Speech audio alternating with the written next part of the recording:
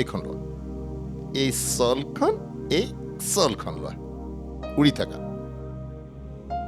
বুজিছ বীৰ, ছোৱালীজনীক তই প্ৰথম দাঙি আনোতে মইতো ভাবিছিলোঁ তাই চাগে মৰিলেই নেকি। শুনিছনে ছোৱালী, এই ককাইজনে তোক বচালে, নহ'লে তই যি জংঘলৰ মাজত পৰি আছিলি, একপিনে হৈছে মোৰ ঠাণ্ডা, আনপিনে হৈছে জীৱ জন্তুৰ ভয়। তই যে বাচি আহিলি সেইটোৱে হৈছে এটা অলৌকিক ঘটনা। কিন্তু বীৰে অতি ধৈৰ্যৰে গোটেই সন্ধিয়াটো তেল মালিচ দি দি তোক বচালে। ককাই, আপুনি মোক বচালে? তুমি বেছ ভাগ্যৱতী দেই। তুমি যেতিয়া অলপ গাটো ভাল পাবা তেতিয়া মই তোমাক ঘৰত থৈ আহিমগৈ, হ'ব? তুমি ক'ত থাকা? তোৰ ঘৰ আছেনে নাই অ'? কি হ'ল, গাটো বেছি বেয়া লাগিছে নেকি? তোৰ বাৰু নামটো কিয়? খুৰা, তাই সাৰ পাইছেহে, এতিয়াও চাগে ভাগৰ যোৱাই নাই, সেয়েহে তাই চাগে কথাবোৰ ভালকৈ ক'ব নোৱাৰা হৈ আছে। হ'ব দে তেনেহ'লে কম, কিন্তু তাইৰ ঘৰৰ মানুহবোৰে চাগে তাইক লৈ চিন্তিত হৈ আছে। তুমি এতিয়া শুই থাকা, হ'ব? শুই দিয়া, শুই দিয়া, শুই দিয়া।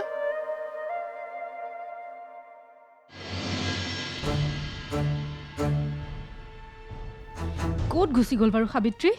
অলপ দেৰি পিছত তেওঁ আহি পাব, এতিয়া যে কি কৰোঁ?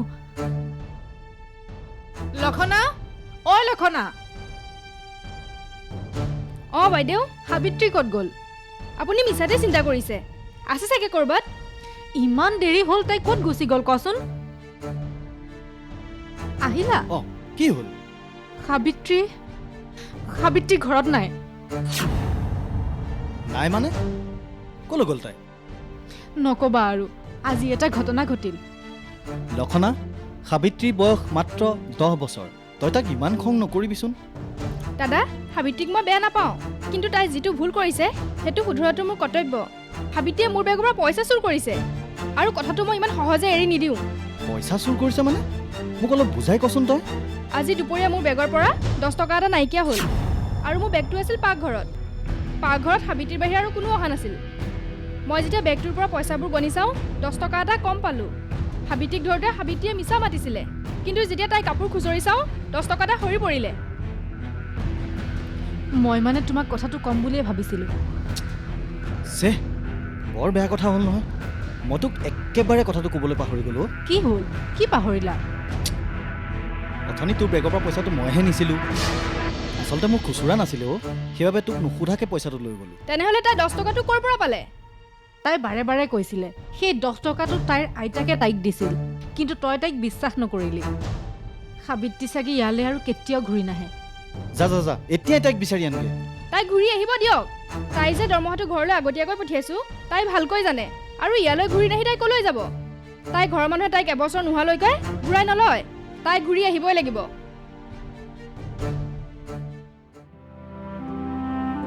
তুমি উঠিলা? মই আকৌ ভাবিছিলোঁ তুমি আজি নুঠিবাই নেকি। ৰাতি টোপনি ভাল হৈছিল নে নাই? ভাল। ভাল। আজি দুপৰীয়া আমি কি খাম জানা? আজি দুপৰীয়া আমি পহুৰ মাংস খাম। তুমি আমাৰ আলহী, গতিকে তুমি ঘৰলৈ উলটি যোৱাৰ আগতে তোমাক এসাঁজ আমি ভালকৈ খুৱাই পঠাব লাগিব, নে কি কয় খুৰা? আৰু কি, কালি ৰাতি যিহে ধুমুহা বতাহ মাৰিছিল, মই আকৌ ভাবিছিলোঁ তই আজি ঘৰলৈ যাবলৈ নোৱাৰিবিয়েই নেকি। মইতো ভাবিছোঁ তাইক ঘৰৰ ভিতৰলৈকে থৈ আহিম, আকৌ কিজানি বাট হেৰুৱাই। তই পাগল হ'লি নেকি? নালাগে নালাগে, তই তাইক গাঁৱৰ ওচৰত থৈ আহিলেই হ'ব। তোক যদি কোনোবাই তাত দেখা পায় বৰ ডাঙৰ বিপদ হ'ব। বিপদটো নিজেই মাতি আনিব নালাগে, এনেই তোৰ পিছত বহুত মানুহ।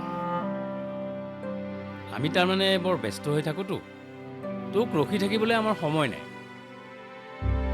তোক ঘৰত থৈ আহিলে আমাৰ দায়িত্ব কমিব।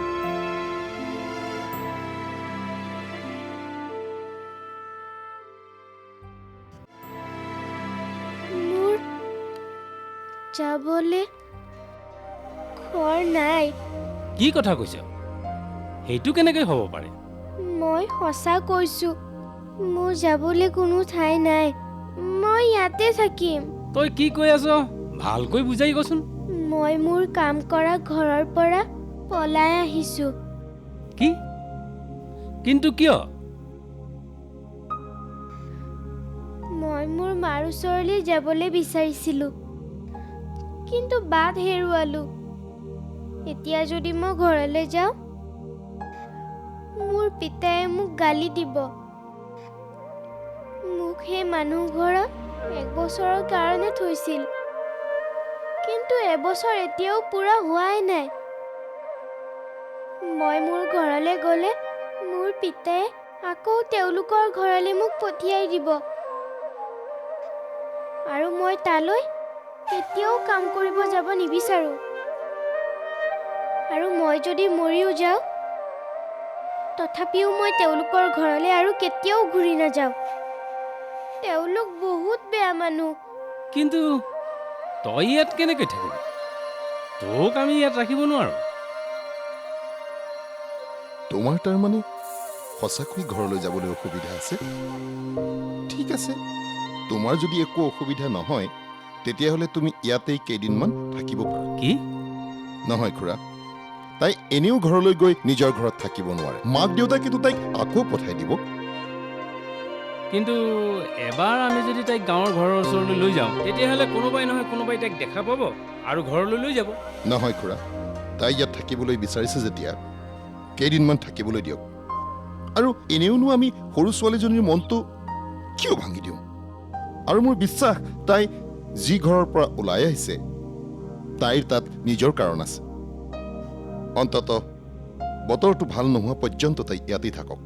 কিন্তু হ'ব, এই বিষয়ে আমি আৰু কথা নাপাতো। তাতকৈ বলক, এই মাংসখিনি দুপৰীয়াৰ কাৰণে আমি ভালকৈ বনাই লওঁ। ঠিক আছে, মই জুই ধৰিবলৈ অলপ খৰিকে যোগাৰ কৰোঁ।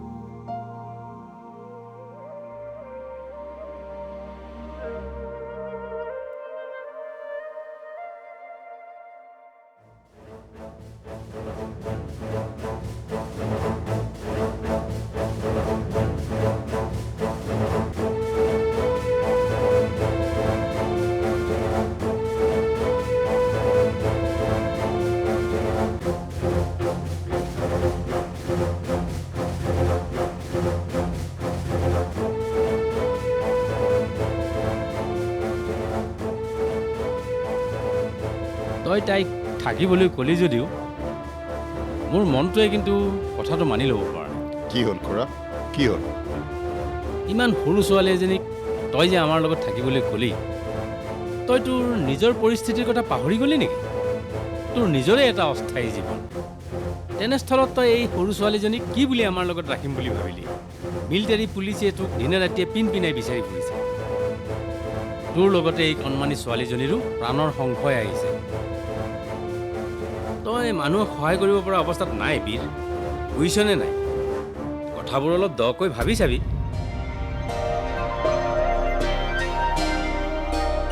তই এজন পলৰীয়া সৈনিক, সেইটো কথা পাহৰি নাযাবি। ছোৱালীজনীয়ে গাঁৱলৈ গৈ তোৰ কথাবিলাক যদি মানুহবিলাকক কৈ দিয়ে, তেতিয়া কি?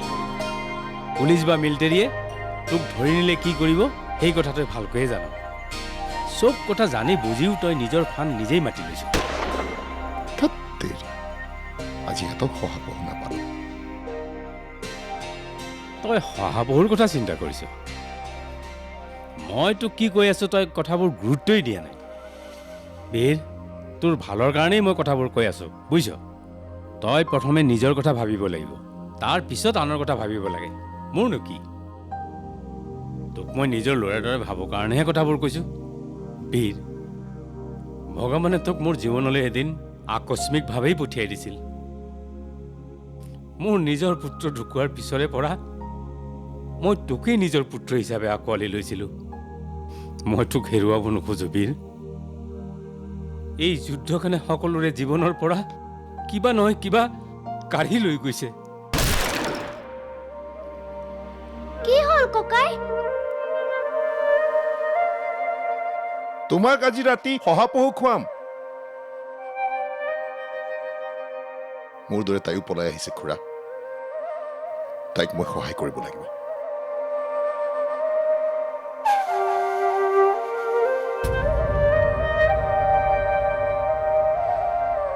মই সেই সময়ত নাজানিছিলোঁ কোন আছিল তেওঁলোক আৰু তেওঁলোকে পাহাৰৰ ভিতৰত কিয় লুকাই আছিল। কিন্তু মই অনুভৱ কৰিছিলোঁ যে বীৰ ককাই এজন মৰমীয়াল মানুহ আছিল। তেওঁ মোৰ কাৰণে চিন্তা কৰিছিল, মোক থাকিবলৈ আশ্ৰয় দিছিল তেওঁ সৰু বজাৰটোত। যদিও মোৰ ভৱিষ্যতটো অন্ধকাৰেৰে আৱৰি আছিল, মই বীৰ ককাইটিৰ লগত থাকি শান্তি পাইছিলোঁ।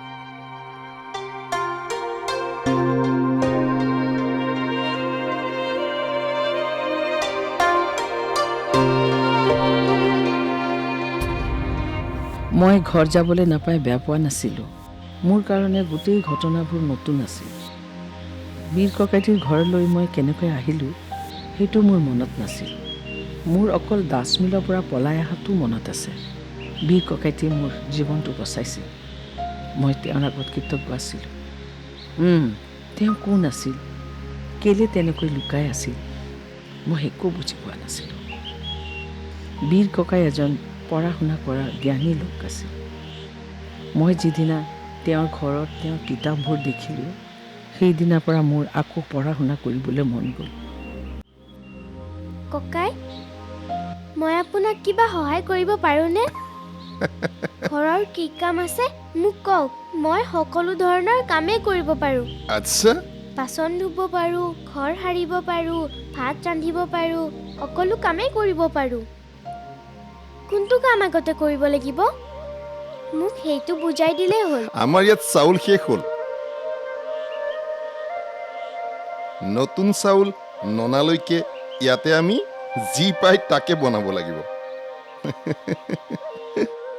জংঘলত বেছি বস্তু নাপায় নহয়। তোমাৰ পিছে ভাগ্য ভাল, আজি আমি শহাপহু আৰু আলু দুয়োটাই খাম। তুমি পিছে শহাপহু খাই পাইছানে নাই? পাইছোঁ, মোৰ পিতাই কেতিয়াবা পাহাৰৰ পৰা মাৰি আনে নহয়। পিছে ককাই, আপুনি বাৰু পানী ক'ৰ পৰা আনে? পানী পানী সৌ ঝৰ্ণাৰ পৰা আনো। কিয় সুধিলা? নহয়, মানে আমিও গাঁৱত পানীবোৰ ঝৰ্ণাৰ পৰাই আনো। ককাই, আপুনি আৰু খুৰা ইয়াতে একেলগে থাকে নেকি? আমি ইয়াতে থাকোঁ। খুৰাই হাবিৰ পৰা খৰি কাটি গাঁৱত বেচে আৰু মই জীৱ জন্তু মাৰি খোৱা বস্তুৰ ব্যৱস্থা কৰোঁ।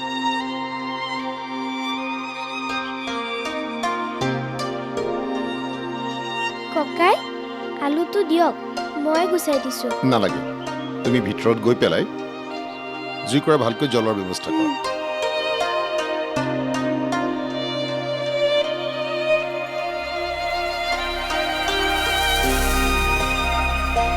ককাই, আপুনি যে ইয়াত অকলে থাকে, আপোনাৰ মা দেউতা কোনো নাই নেকি? ককাই, আপোনাৰ কোনো নাই নেকি? মোৰ কথা বাদ দিয়া, তোমাৰ কথা কোৱাচোন। আজিলৈকে তোমাৰ নামটোৱে সোধা নাই। তোমাৰ নাম কি? মোৰ নাম সাবিত্ৰী। সাবিত্ৰী? ৱাহ, ইমান ধুনীয়া নাম। তোমাৰ বয়স কিমান হৈছে? 10 বছৰ। ইমান সৰুতে তোমাক কাম কৰিবলৈ পঠাইছে? আমাৰ ঘৰত বহুত ল'ৰা ছোৱালী। পিতায়ে আমাক খুৱাব নোৱাৰে কাৰণে বেলেগৰ ঘৰত কাম কৰিবলৈ পঠিয়াই দিয়ে। পিতায়ে মোক যাৰ ঘৰলৈ কাম কৰিবলৈ পঠিয়াই দিছিলে, সেই মানুহ ঘৰ কিন্তু বহুত বেয়া। বেয়া মানে? মানে মালিক ভালে আছিল, কিন্তু তাত লক্ষণা নামৰ যিজনী কাম কৰা ছোৱালী আছিল, তাই মোক বহুত মাৰিছিল আৰু তাইৰ কামবোৰো মোকেই কৰিব দিছিল। তোমাক বহুত কষ্ট দিলে নহয়? সেইকাৰণেই তুমি তাৰ পৰা পলাই আহিলা? নহয়, সিদিনা তেওঁলোকে মোক চুৰ কৰা বুলি মিছাকৈয়ে ধৰিলে, কিন্তু মই তেওঁলোকৰ একো বস্তুৱেই নুসুধাকৈ লোৱা নাই।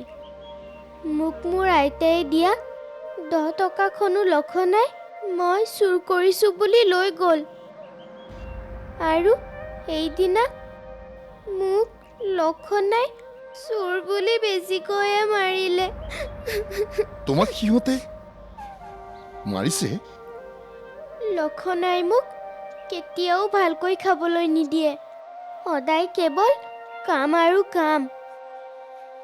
মই কেতিয়াবা আইতাই দিয়া 10 টকাটো খৰচ কৰিম বুলি ভাবোঁ, কিন্তু পিছত আকৌ বেয়া লাগে।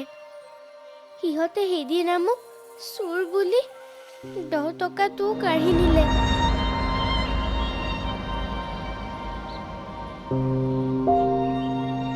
সেইবোৰ মানুহ নহয়, মানুহৰ ৰূপত পিশাচ, চৈতান। মোক মোৰ পিতায়ে তাত কেঁচুৱা ৰখীয়া হিচাপেহে থৈছিলে, কিন্তু সিহঁতে মোক তাত বেলেগ কামহে কৰিব দিয়ে। গোটেই দিনটো মিতিলক পিঠিত বান্ধি মোৰ পিঠি চিঠি বিষাই গৈছিল, কিন্তু লক্ষণাই মোক অলপ সময়ৰ কাৰণেও বহিব দিয়া নাছিল। মোৰ মালৈ সদায় মনত পৰি থাকে, সেইকাৰণে মই তাৰ পৰা গুচি আহিলোঁ। হ'ব, আৰু ক'ব নালাগে। ইমান অত্যাচাৰ! এই পৃথিৱীত মানুহেই মানুহৰ বাবে কাল হয়। আপুনি মোক খং কৰিছে? নাই, মই তোমাক খং কৰা নাই। তোমাৰ এই অৱস্থাটো দেখি মোৰ বেয়া লাগিছে। তোমাৰ ওপৰত ইমান অত্যাচাৰ হোৱাৰ পিছতো তুমি নিজৰ ঘৰলৈ উভতি যাবলৈ ভয় খাইছা। তুমি ইয়াতেই থাকা, তুমি ইয়াত থকাত মোৰ কোনো আপত্তি নাই।